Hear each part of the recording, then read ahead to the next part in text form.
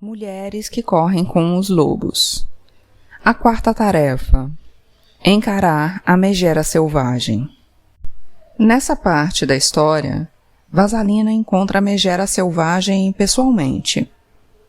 As tarefas deste encontro são as seguintes: ser capaz de suportar o rosto apavorante da deusa selvagem sem hesitar, topar com a Baba Yaga, familiarizar-se com o mistério, a estranheza, a alteridade do selvagem, residir na casa de Baba Yaga por algum tempo, adotar nas nossas vidas alguns dos seus valores, tornando-nos, portanto, também um pouco estranhos, comer seus alimentos, aprender a encarar um poder enorme nos outros e, subsequentemente, nosso próprio poder.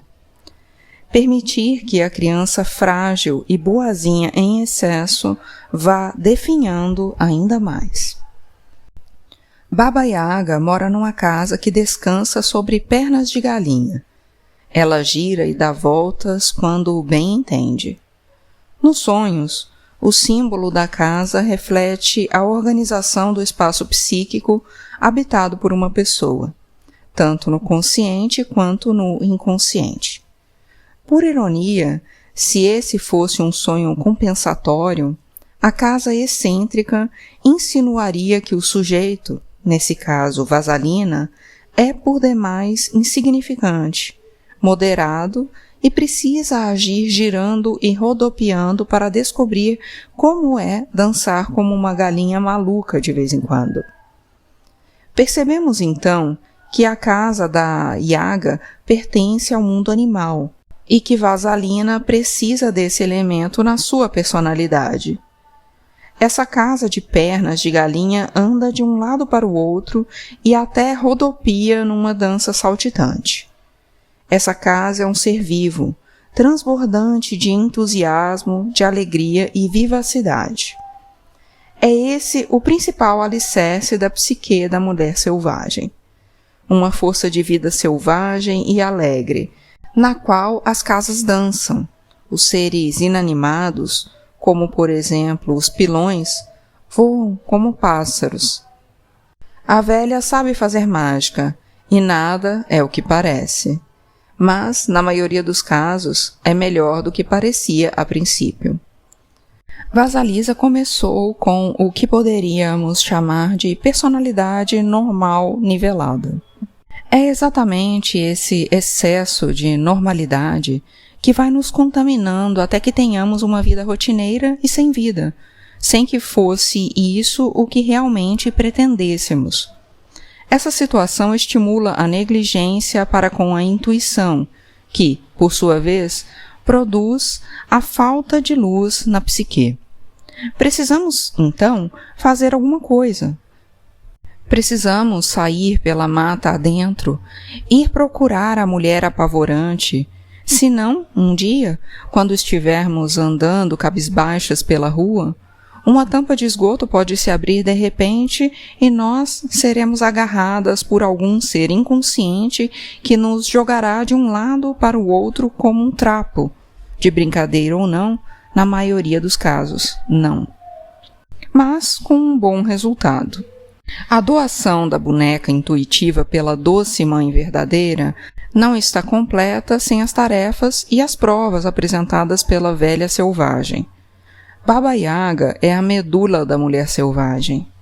Descobrimos isso a partir do seu conhecimento de tudo o que aconteceu antes. Ah, sei, diz ela quando Vasalisa chegou. Conheço você e seu pessoal. Além disso, à semelhança das suas outras encarnações, como a Mãe dos Dias e a Mãe Nix, Mãe Noite ou a deusa da vida, morte e vida, a velha Baba Yaga é a guardiã dos seres da terra e dos céus, o dia, o sol nascente e a noite. Ela os chama de meu dia, minha noite. Baba Yaga é assustadora por ser ela própria o poder da aniquilação e o poder da força da vida ao mesmo tempo. Contemplar seu rosto é ver a vagina dentada, olhos de sangue, o recém-nascido perfeito e as asas dos anjos, todos juntos. Vasalisa está parada ali e aceita a divindade da mãe selvagem, com verrugas e tudo mais. Uma das facetas mais notáveis da Baba Yaga retratada nessa história está no fato de que, embora ela faça ameaças, ela é justa. Ela não fere Vasalisa enquanto Vasalisa demonstra respeito por ela. A atitude de respeito diante de um poder extremo é uma lição fundamental. A mulher precisa ser capaz de se manter diante do poder, porque, em última análise, alguma parte desse poder passará às suas mãos.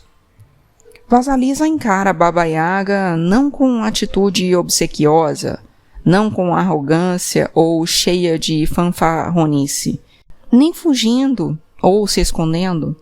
Ela se apresenta com honestidade, exatamente como é. Muitas mulheres estão se recuperando dos seus complexos de ser boazinhas, nos quais, independente de como se sentissem, independente do que as acossasse, elas reagiam de uma forma tão doce a ponto de ser praticamente humilhante.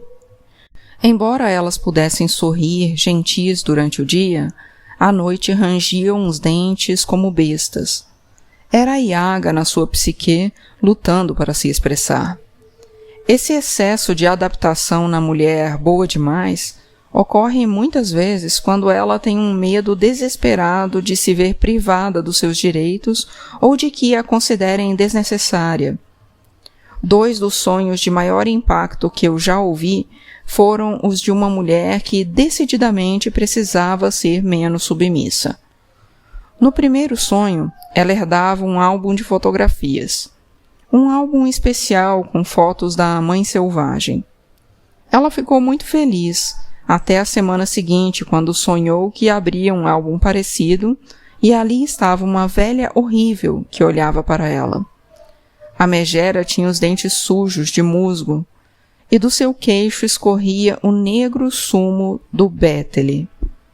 Seu sonho é típico das mulheres que estão se recuperando de ser boas demais. O primeiro sonho demonstra um aspecto da natureza selvagem. O aspecto benévolo e generoso. Tudo o que corre bem no seu mundo. No entanto, quando a mulher selvagem, toda pegajosa, lhe é apresentada, bem, será que não podíamos adiar um pouco essa parte? A resposta é não.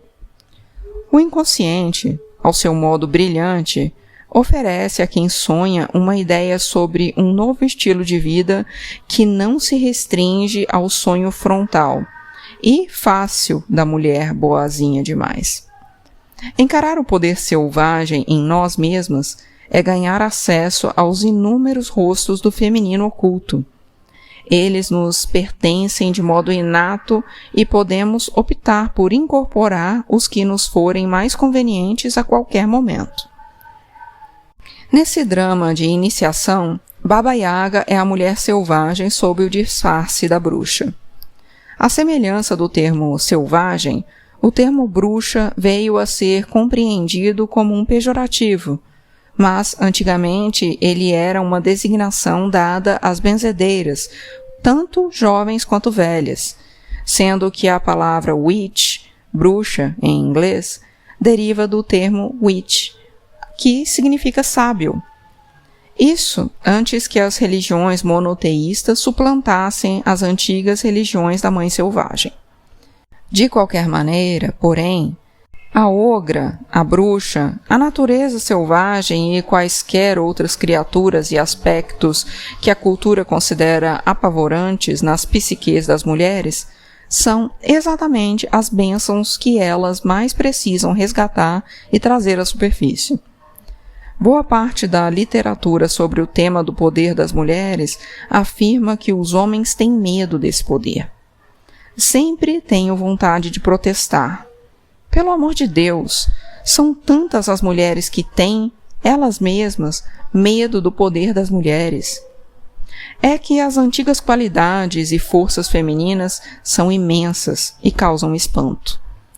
É compreensível que, na primeira vez que se deparam pessoalmente com os antigos poderes selvagens, tanto os homens quanto as mulheres, lancem um olhar ansioso e deem-o fora. Tudo o que se vê deles são patas que voam e rabos assustadores.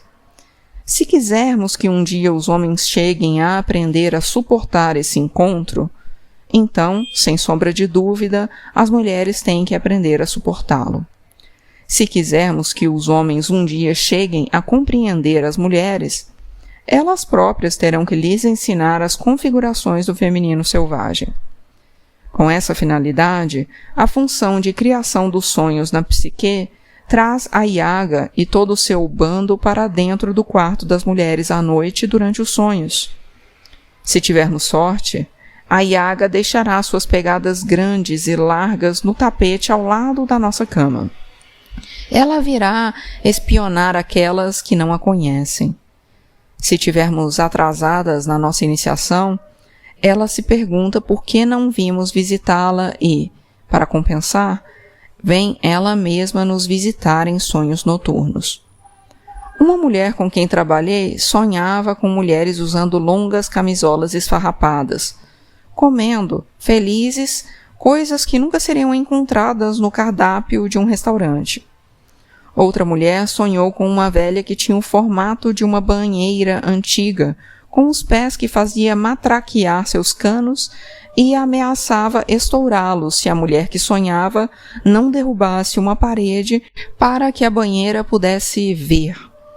Ainda outra mulher sonhou que ela era uma de 3 velhas cegas, só que ela estava sempre perdendo sua carteira de motorista e tinha sempre de deixar o grupo para ir à procura do documento. Em outras palavras, ela sentia muita dificuldade para se manter identificada com as 3 parcas, as forças que orientam a vida e a morte na psique. Com o tempo, no entanto, ela aprendeu a suportar, aprendeu a se manter próxima da sua própria natureza selvagem. Todas as criaturas nos sonhos recordam à mulher que sonha a sua identidade elemental, seu self Yaga, a força enigmática e intensa da mãe da vida, morte e vida. Estamos afirmando que ser semelhante a Yaga é bom e que nós precisamos ser capazes de nos acostumar. Ser forte não significa desenvolver os músculos e exercitá-los. Significa, sim, encontrar nossa própria luminosidade sem fugir, convivendo ativamente com a natureza selvagem ao nosso próprio modo. Significa ser capaz de aprender e ser capaz de aguentar o que sabemos. Significa manter-se firme e viver.